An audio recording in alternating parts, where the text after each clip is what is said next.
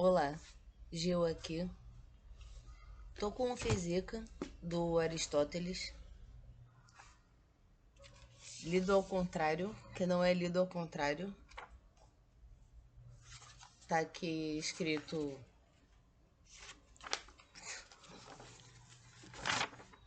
a isca de Aristóteles.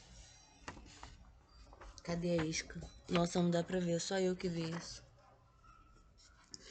E aí tem a revisão musical dessa semana era diferenciar o verbo depoente no latim da declinação do ablativo de instrumento, certo?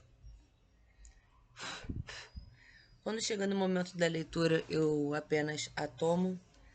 Então, são dois livros, o da física, e são poucas páginas. Eu descobri que são tipo 20 páginas. O livro um e o livro 2, esse é o livro um. E aí o livro 2 tem esse conteúdo aqui. E todo o restante do livro inteiro são comentários. Então, e esses aqui são os comentários. Então, a técnica tem três tipos de conhecimento em grego, a rigor. A técnica, que é o coração nas mãos. A psicografia é técnica, né? São perguntas que naturalmente a gente vai se fazer. Gostaria de ler, depois da aula de revisão, o livro um inteiro e o livro 2 inteiro.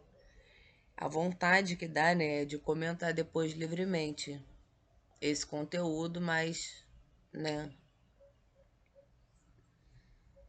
não sei se assim será. Então, a técnica é o coração nas mãos, serigrafia, carpintaria, marcenaria, tudo aquilo que a gente faz com as mãos é considerado técnica. O coração no cérebro, o conhecimento específico cientificamente disposto é a episteme. E o coração no coração mesmo é a frônese, que as mestras da frônese são nossas avós. Então, o, o conhecimento que o ser obtém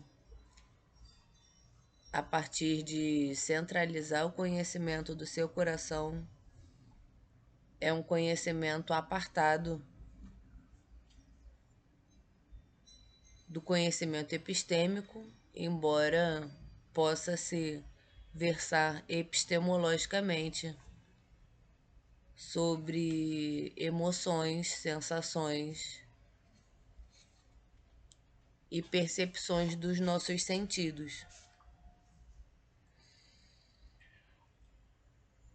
O ablativo de instrumento, ele é usado quando a gente utiliza determinados regou as plantas com o regador. Esse com o regador é o ablativo.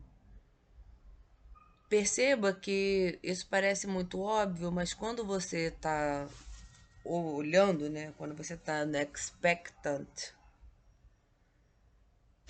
a cena do serigrafeiro, não, do carpinteiro, não, do jardineiro regando as plantas,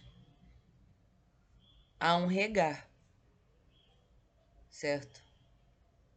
E o ablativo vai condensar a informação apenas para que aquela informação chegue no tato visual mais rápido, a tempo de se ouvir a próxima oração, a próxima frase, o próximo período. O verbo depoente, ele não vai falar sobre um instrumento, mas ele não deixa de falar sobre o instrumento e o instrumento é o seu ser, completamente. Imagina-se, pressupõe-se, não imagina-se, né? Mas também imagina-se, pressupõe-se que um jardineiro estará regando as plantas com o regador, segurando o regador com as mãos. Ainda assim, o ablativo apenas vai nos sinalizar o instrumento, certo?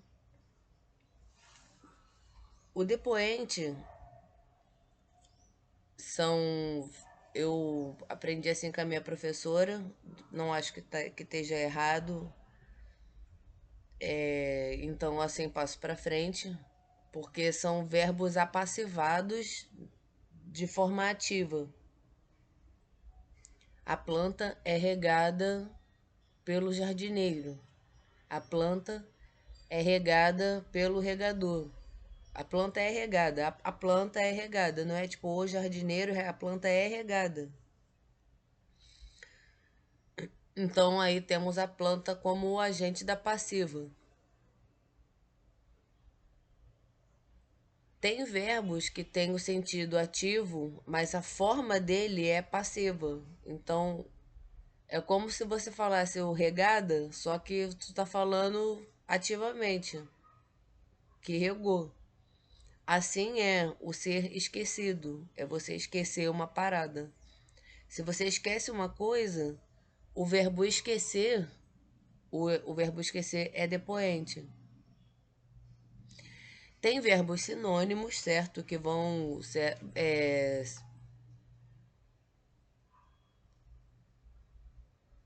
tem verbos que vão sinalizar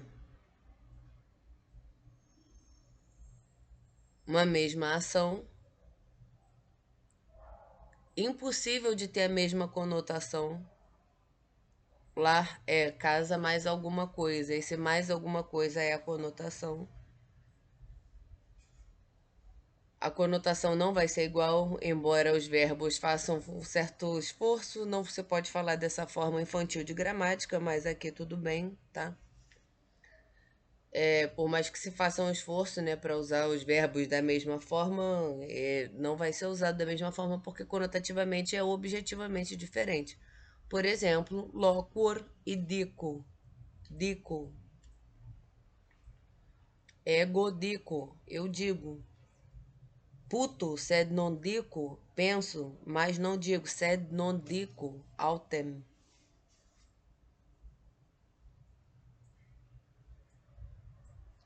Mas, tanto o sed quanto o autem. Puto, sed non dico,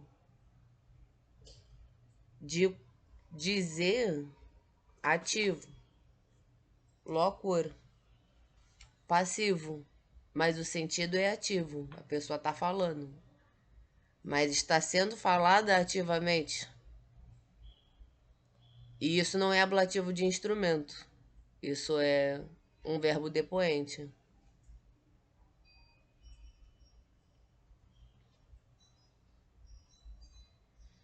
O verbo depoente contém o instrumento? Sim.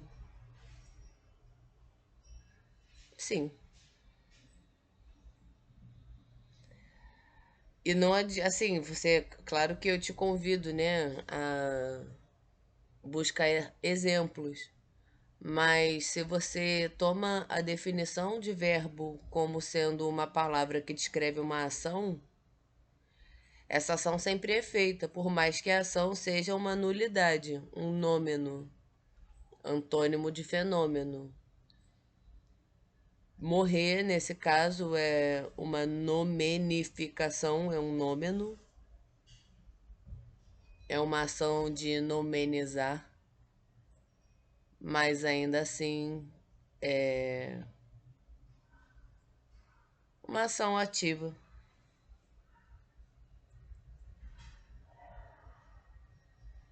Então, todos os verbos vão trazer a noção de instrumento em si, porque descrevem uma ação, certo?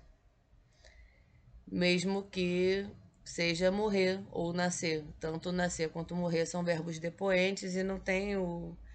Eu acho, né? Até onde eu sei. Não tem o verbo sinônimo que faz aquilo ser ativo, porque a gente, na real, não escolhe nascer da mesma forma que não escolhe morrer, da mesma forma que não escolhe esquecer. Se você esqueceu, esqueceu. Certo? Muito bem. Então, eu vou começar o livro um do Aristóteles, que é o Física. Ele é feito de notações de forma que eu acho que era comum nessa época, né? Eu não posso falar que Aristóteles era da mesma época que o da medicina, Epicleto.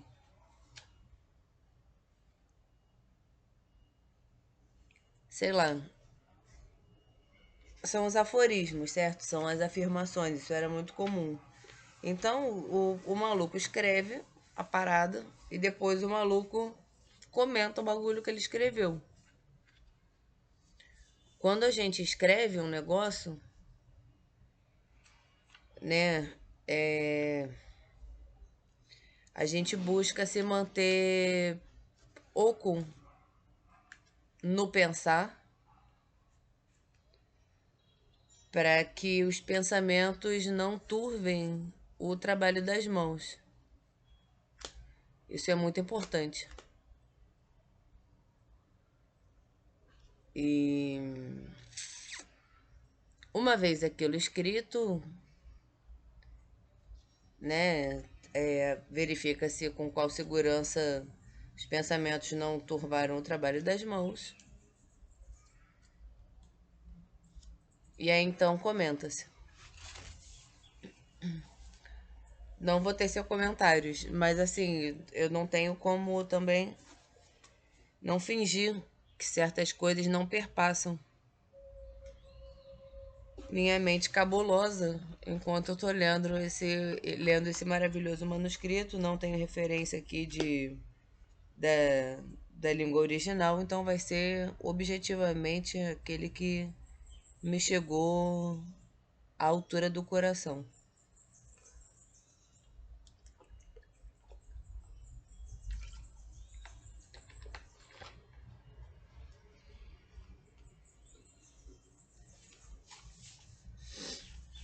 Capítulo um.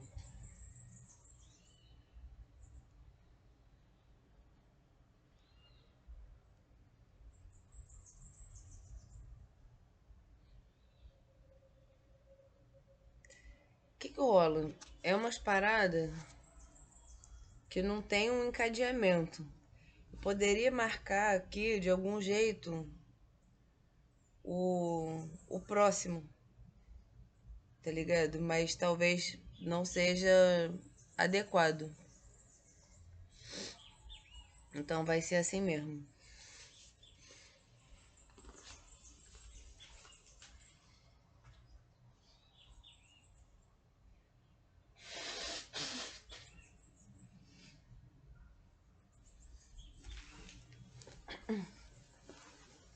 Dado que em todos os estudos nos quais há princípios ou causas ou elementos, sabemos, isso é, conhecemos cientificamente, quando reconhecemos esses últimos, pois julgamos compreender cada coisa quando reconhecemos suas causas primeiras e seus primeiros princípios, bem como seus elementos, evidentemente devemos, de início, tentar delimitar também o que concerne aos princípios da ciência da natureza.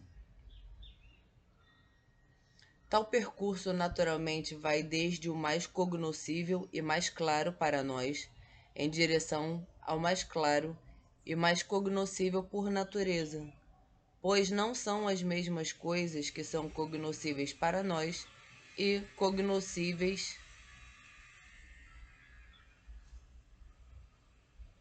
pois não são as mesmas coisas que são cognoscíveis para nós e cognoscíveis sem mais. Por isso, é necessário, desse modo, proceder das coisas que, apesar de serem menos claras por natureza, são mais claras para nós, em direção às mais claras e mais cognoscíveis por natureza.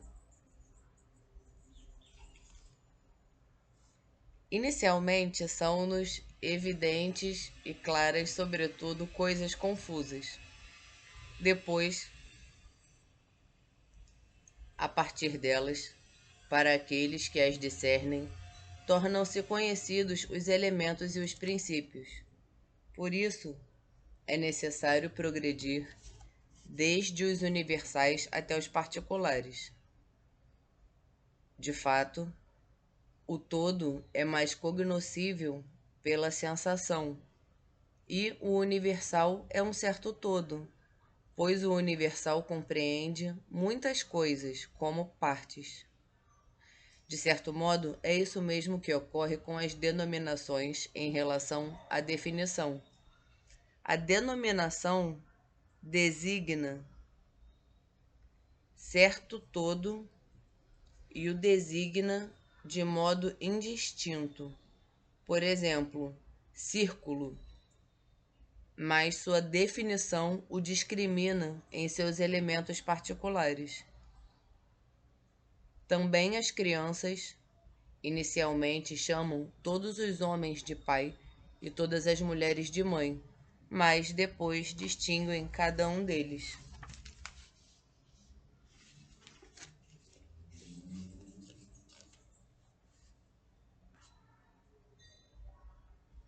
Ora, é necessário que o princípio seja um ou mais de um, e se for um, é necessário que seja ou imóvel, como afirmam Parmênides e Melisso, ou suscetível de movimento, como afirmam os estudiosos da natureza, uns afirmando que o primeiro princípio é ar, outros que é água, mas se os princípios forem mais de um, é necessário que sejam em número limitado ou ilimitado. E se forem limitados, porém mais de um, é necessário que sejam 2, 3, 4 ou outro número.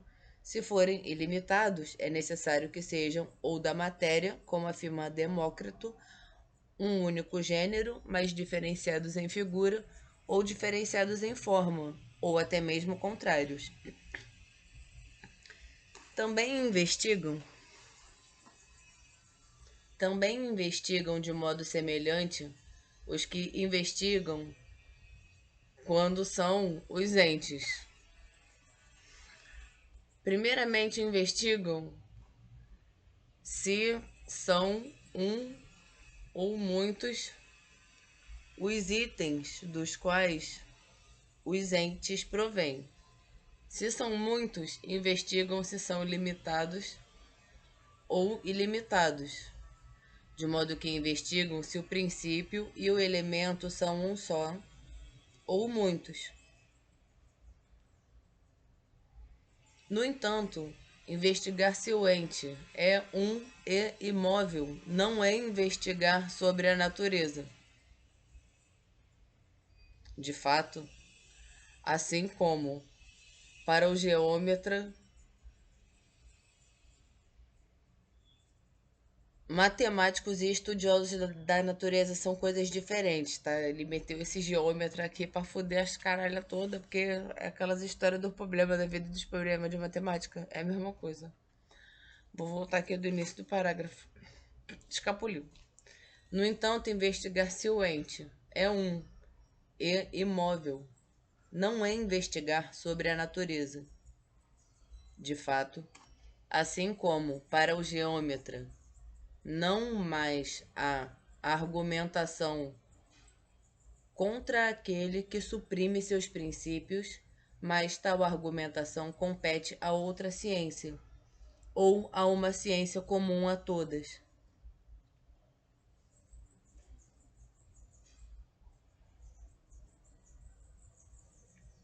Do mesmo modo, tampouco há argumentação para aquele que investiga os princípios, pois não mais há princípio se há apenas um e desse modo.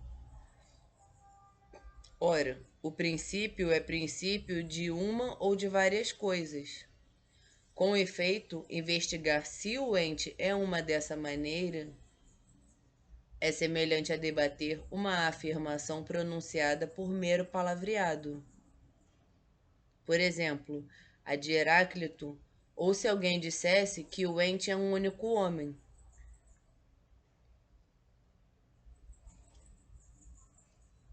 ou é semelhante a refutar um argumento erístico. E o caráter erístico ambos os argumentos têm, o de Melisso e o de Parmênides, pois assumem premissas falsas e são inconcludentes.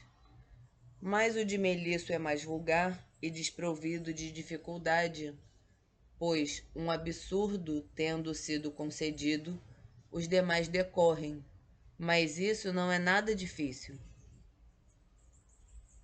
Mas, para nós, considere-se estabelecido que as coisas que são por natureza, ou todas elas, ou algumas, são suscetíveis de movimento. Isso é evidente pela indução. Ao mesmo tempo, tampouco é conveniente refutar tudo, mas apenas aquilo que alguém afirma falsamente, tentando prová-lo pelos princípios, ao passo que tudo que não for assim não convém refutar. Por exemplo, compete ao geômetra refutar a quadratura do círculo pelas secções, mas não compete ao geômetra refutar a quadratura de antifonte. Não obstante, uma vez que, embora não falem sobre a natureza, lhe sucede dizer dificuldades atinentes à natureza. Certamente cai bem discutir um pouco a respeito dessas coisas, pois tal exame comporta filosofia.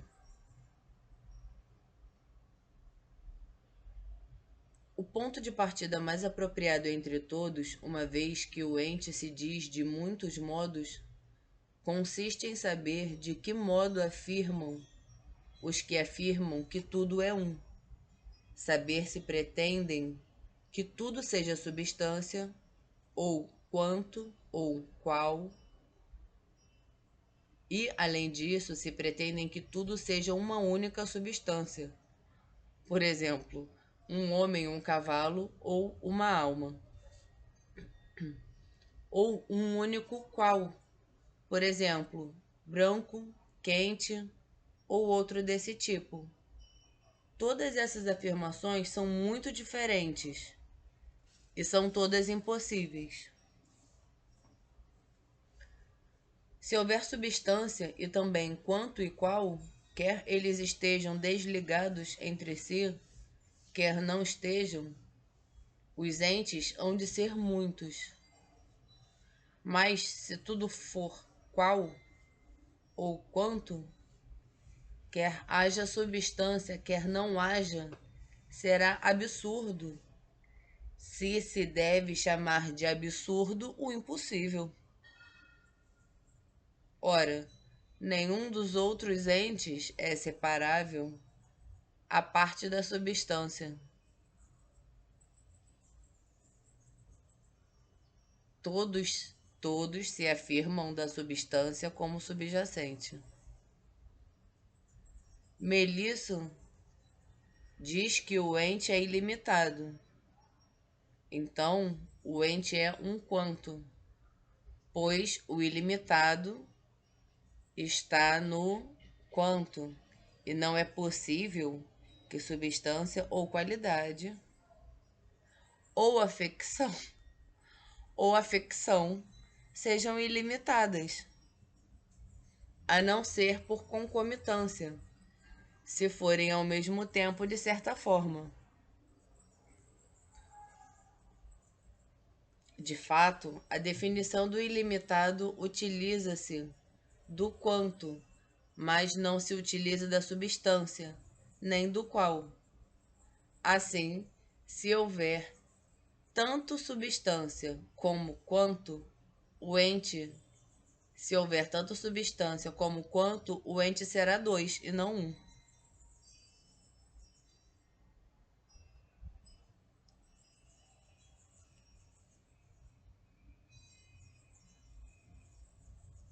Mas, se houver apenas substância, o ente não será ilimitado, nem poderá ter grandeza alguma. Caso contrário, seria certo tanto.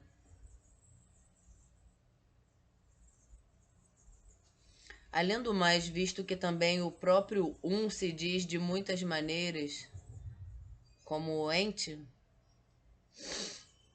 deve-se examinar de que modo afirmam que todo.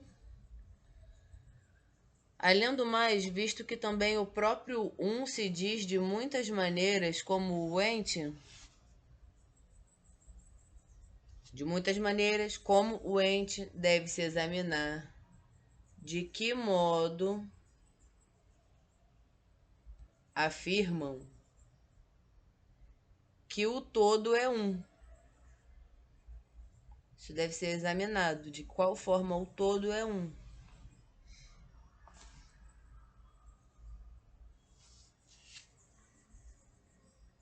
Denomina-se um aquilo que é contínuo, aquilo que é indivisível, ou algo cujo enunciado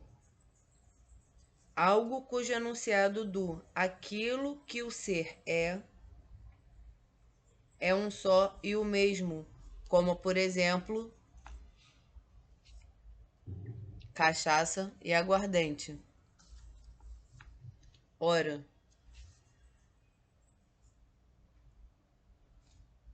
se afirmam que o todo é contínuo, então o um é muitos, pois o contínuo é divisível ao infinito. Há uma dificuldade sobre a parte e o todo, a qual talvez não seja concernente a essa discussão, mas se apresenta por si mesma.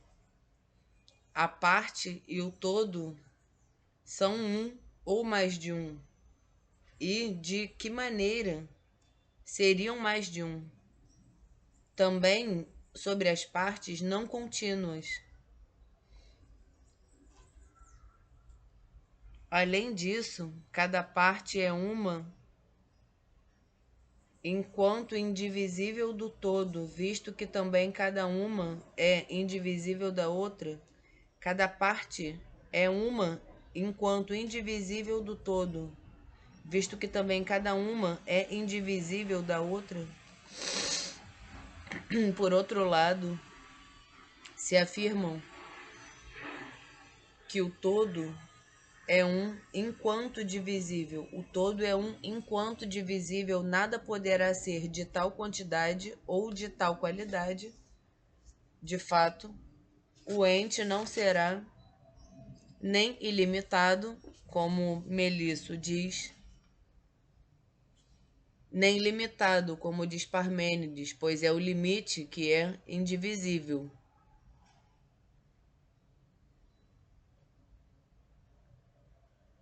Pois é o limite que é indivisível, não o limitado.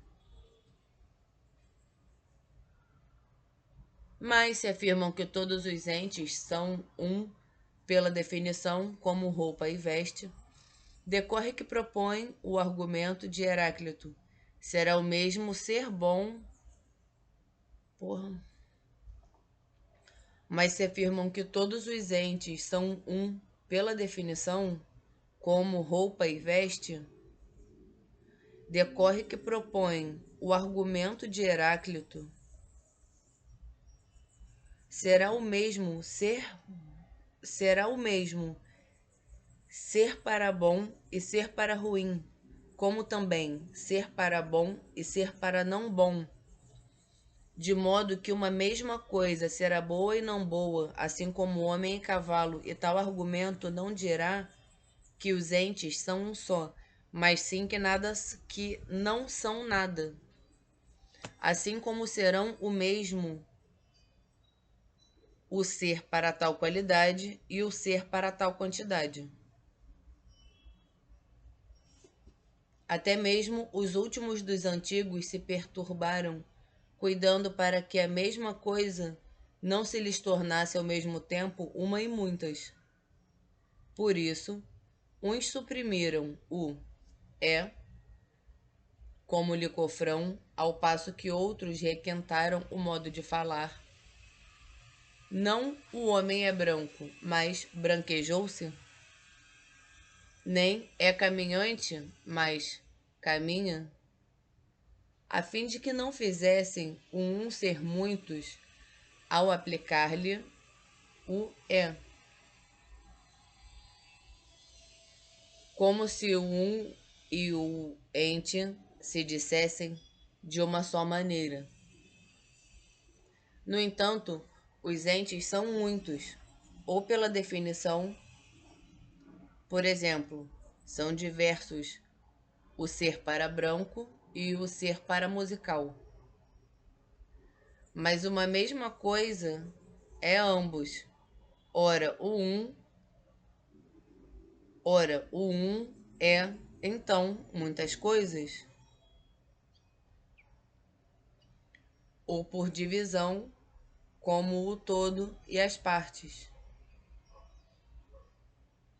Neste caso, eles já se embaraçavam e consentiam que o um é muitos.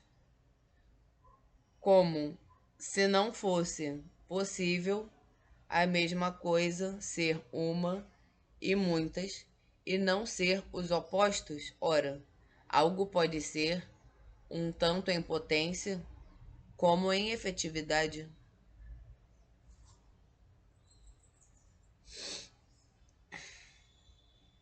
Para os que procedem desse modo, mostra-se impossível que os entes sejam um. E não é difícil refutar aquilo a partir do que procuram provar. De fato, ambos raciocinam eristicamente, tanto Melisso como Parmênides, pois seus argumentos assumem premissas falsas e são inconcludentes. Mas o de Melisso é mais vulgar e desprovido de dificuldade, pois, um absurdo tendo sido concedido, os demais decorrem, mas isso não é nada difícil. Que Melisso comete paralogismos é evidente, pois julga ter assegurado: se tudo que nasceu tem começo, também o que não nasceu não tem começo. Além do mais, também é absurdo haver começo de tudo que nasce, da coisa, não do tempo.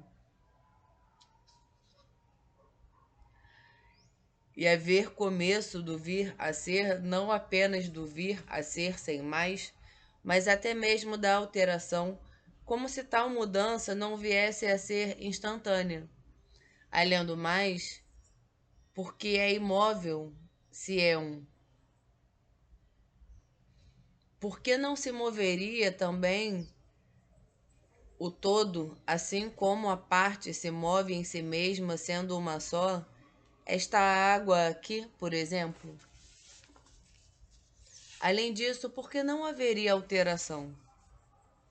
Tampouco é possível haver um só ente por forma específica, exceto por ser um só aquilo de que provém.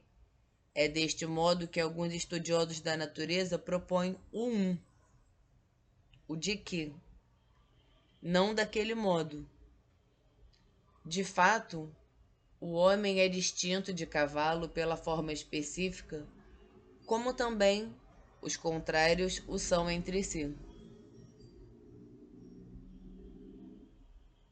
Também contra Parmênides tem-se o mesmo modo de argumentação, mesmo se houver outros que lhe sejam próprios. A refutação consiste em dizer, por um lado, que a premissa é falsa, por outro, que o argumento não a conclui.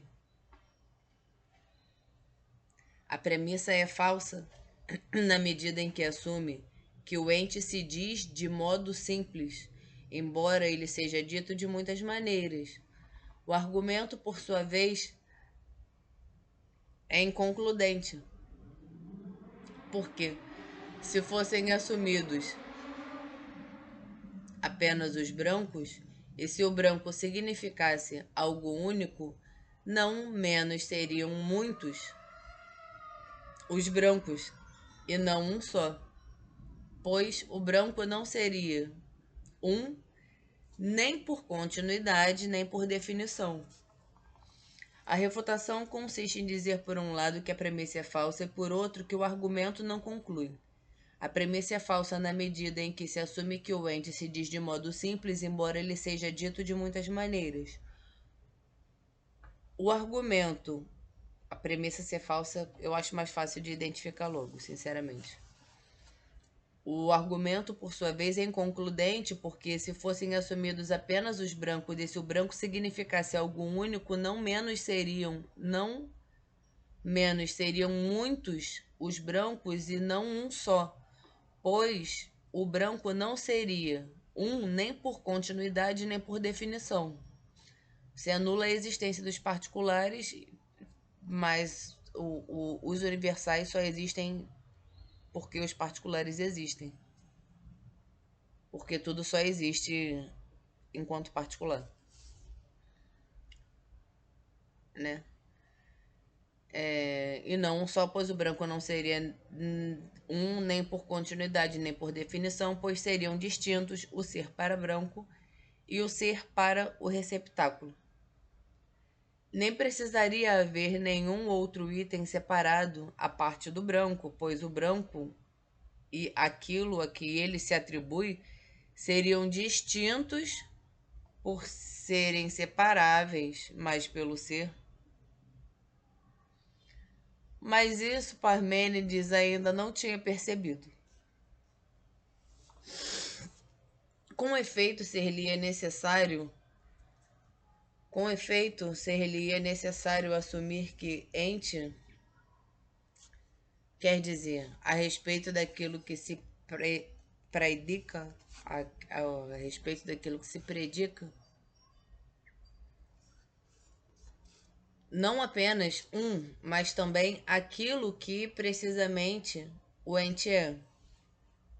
E aquilo que precisamente o é, pois o concomitante se afirma de algo subjacente, de modo que aquilo a que o ente sucede como concomitante não poderia ser, pois seria distinto do ente. Ora, deste modo, algo seria sem ser ente.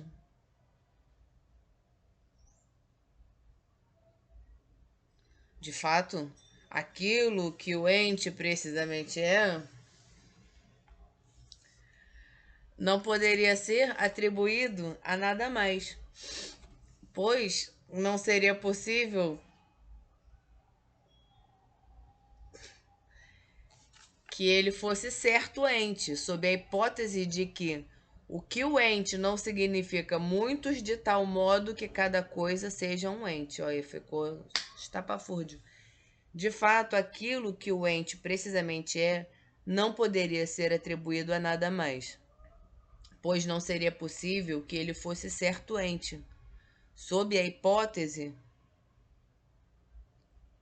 de que o ente não significa muitos de tal modo que cada coisa seja algum ente. E supõe-se que o ente significa um.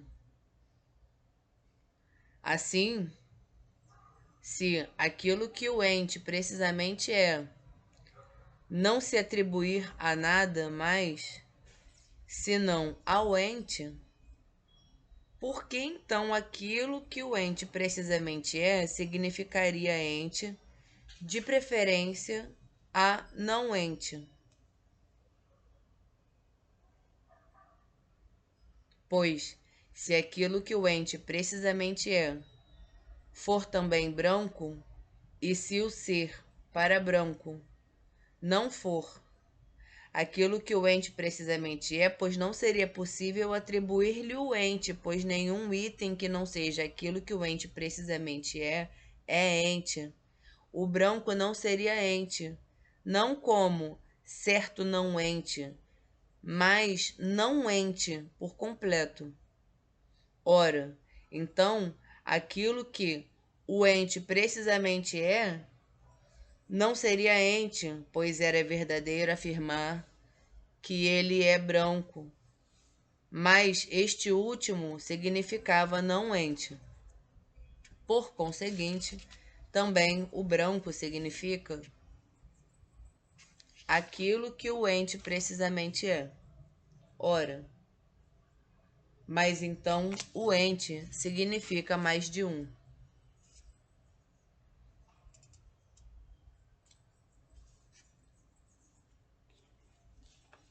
Nem sequer grandeza então poderá ter o ente. Se o ente é aquilo que o ente precisamente é, pois o ser distinto, pois o ser é distinto para cada uma das partes. Também a definição torna manifesto que aquilo que o ente precisamente é se divide em outro aquilo que certo ente precisamente é. Por exemplo, se o homem é aquilo que precisamente certo ente é necessário que também o animal e o bípede sejam aquilo que precisamente certo ente é, pois se eles não forem aquilo que precisamente certo ente é, eles serão concomitantes. Seriam então concomitantes do homem ou de outro subjacente, mas isso é impossível, pois eis o que se afirma como concomitante, ou o item que pode ser atribuído, como também não ser atribuído, ou o item em cuja definição se encontra aquilo a que se atribui como concomitante, ou o item em que se encontra a definição daquilo a que se atribui como concomitante, enquanto separável. Mas no adúncuo encontra-se a definição do nariz, ao qual dizemos atribuir-se como concomitante o adúncuo. Além do mais, a definição do todo, além do mais, a definição do todo não se encontra na definição daquilo que está presente em seu enunciado definitório, ou de que se constitui seu enunciado definitório, por exemplo. No bípede não se encontrará a definição do homem, nem no branco se encontra a definição do homem branco. Se tais coisas são assim, e se ao homem se atribuísse como concomitante o bípede, seria necessário que este fosse separável. De modo que seria possível que o homem não fosse bípede, ou então, na definição do bípede, haveria de estar presente a definição do homem.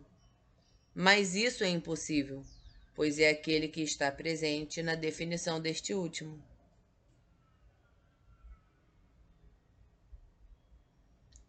Por outro lado, se o bípede e o animal se atribuíssem como concomitantes a outra coisa, e se cada um deles não fosse aquilo que precisamente certo ente é, também o homem estaria entre os itens que se atribuem como concomitantes a algo distinto.